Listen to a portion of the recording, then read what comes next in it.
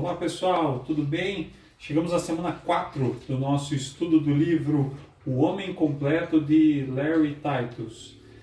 E assim como na semana passada estudamos dois capítulos extremamente importantes, extremamente relevantes, essa semana temos o desafio somos desafiados, a estudar sobre talvez os dois capítulos até aqui que tratam daquilo que é o nosso maior legado, o nosso maior desafio aqui enquanto estamos passando esse período aqui na Terra.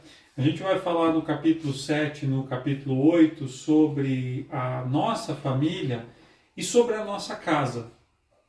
Parecem dois assuntos bastante simples, de domínio amplo, seja para quem aqui é casado, que já tem filhos, seja para quem é solteiro e ainda está convivendo na casa dos pais, ou ainda que, ainda como solteiro, já está vivendo sozinho. São dois assuntos que por vezes a gente acaba deixando no piloto automático. O capítulo 7, intitulado Sua Família, ele deixa muito claro, já desde o início, que Deus nunca desejou que vivêssemos vidas solitárias. Se você parar para analisar, desde as primeiras histórias, desde o começo, Deus sempre construiu a família, sempre trouxe a família como o alicerce para tudo aquilo que iria ocorrer, para toda a situação que iríamos passar. Seja lá, começando até com Adão, Eva, mas principalmente ali a partir de Abraão, onde Deus traz a promessa de ser o pai de grandes nações, de uma nação numerosa, até os tempos de Jesus e até chegando nos dias de hoje. A família, ela tem um papel muito importante. E nos dias de hoje, todos temos visto o quanto temos sido atacados, esse núcleo familiar cada vez mais atacado, por aquilo que prega contra o cristianismo, que prega contra a família tradicional. E também é um capítulo que se torna absolutamente prático, muito prático.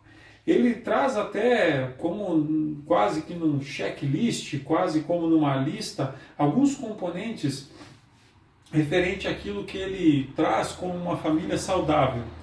E é interessante porque todos os itens que estão ali, talvez você não vai achar novidade em nenhum deles. Mas o grande desafio é entender cada um deles e se autoavaliar o quanto estamos colocando isso em prática ou não.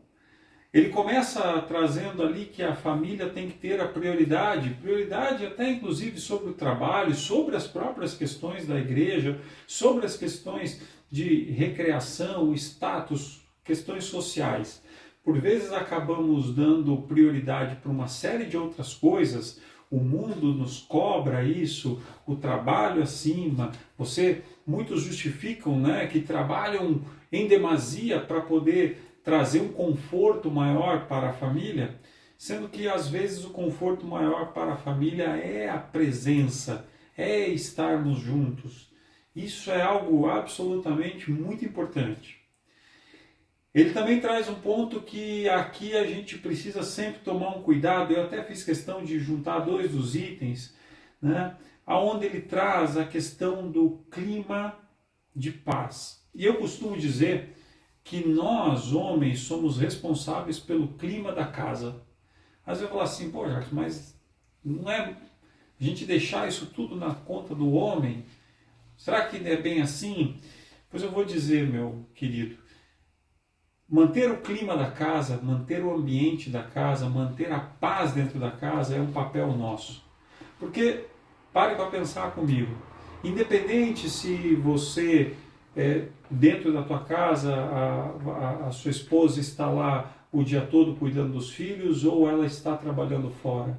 Se você chegar em casa e você agir de maneira inadequada, às vezes com gritos, às vezes com berros, às vezes com discussões bestas, coisas bobas, isso influencia de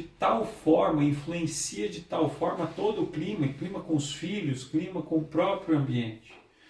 Precisamos entender isso, que o nosso papel é um papel de liderança, como vimos no capítulo anterior, de conciliação.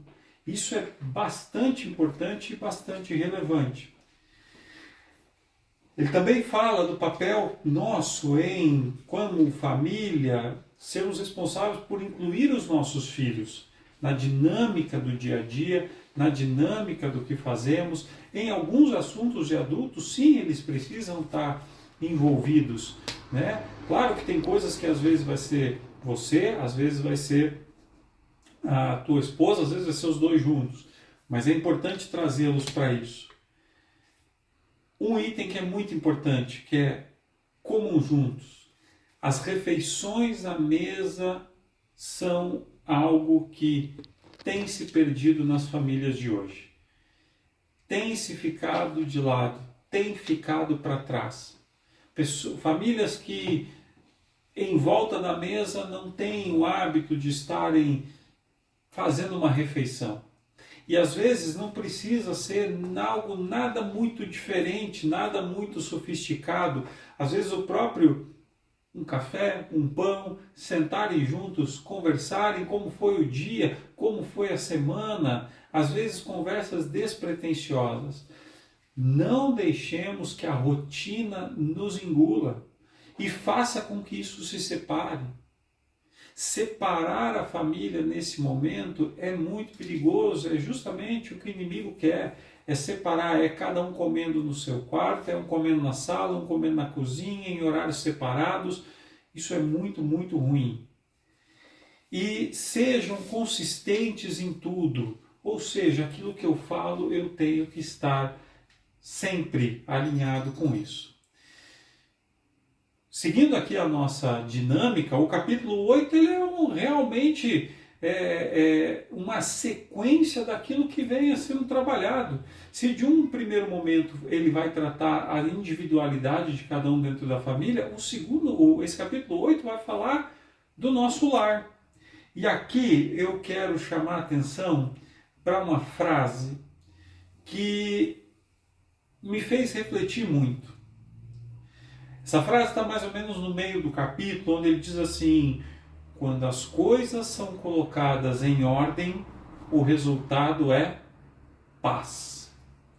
E aí você vai falar, bom, mas as coisas colocadas em ordem, isso é muito genérico, Jacques.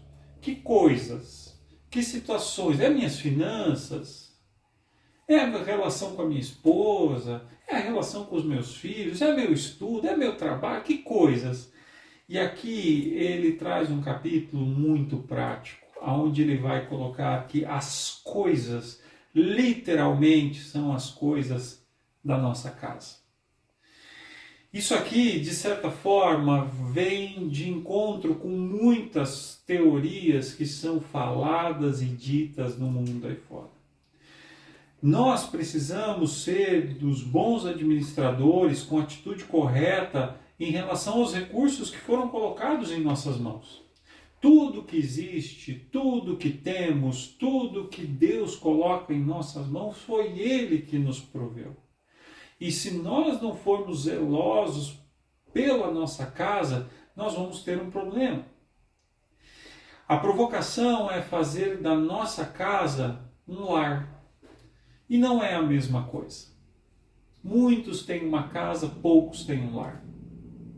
Às vezes casas suntuosas, mas um lar destruído.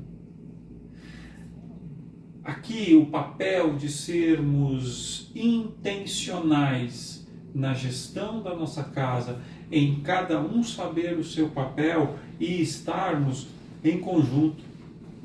E ele vai trazer uma série de situações e uma série de listas. Ele coloca exemplos, olha, faça uma lista daquilo que precisa ser feito, é uma lâmpada queimada, é um jardim por fazer, é uma dinâmica que precisa ser acompanhada. E não podemos fugir da responsabilidade. Especialmente, você às vezes trabalha o dia inteiro, está o dia inteiro fora e você acha que a responsabilidade da casa é exclusivamente de quem está lá por mais tempo. E não é. O papel em organizar é de todos nós, inclusive dos nossos filhos. eles precisam ser envolvidos no cuidado da casa, com responsabilidades da casa. Eles precisam entender que as coisas precisam ser colocadas em ordem para que tenhamos paz. Todas as coisas têm o seu lugar, mas isso não pode ser algo genérico. Às vezes as coisas na nossa casa, cada coisa tem o seu lugar. Não procrastine, não deixe que essas coisas acabem tomando uma proporção maior. Na administração do seu tempo, do seu dia, priorize a sua casa. Sabe, pensar em relação a essa administração do tempo pode mostrar o quão eficiente ou não nós somos na gestão do que nós temos. Então, queridos, meu grande convite aqui, para você que está acompanhando, para você que está lendo o livro, para você que está se interessando, pratique. Para você que começou, desistiu, reflita. Esse é um livro muito prático, trata assuntos muito relevantes. E tem mais, a gente ainda vai ter mais alguns capítulos aí pela frente, e o meu convite é, continue. Para você que parou a leitura, não leu, está aqui um grande convite para um livro de cabeceira de cama. Encontramos vocês na semana que vem para olharmos para mais 2 capítulos. Que Deus nos abençoe e uma ótima semana.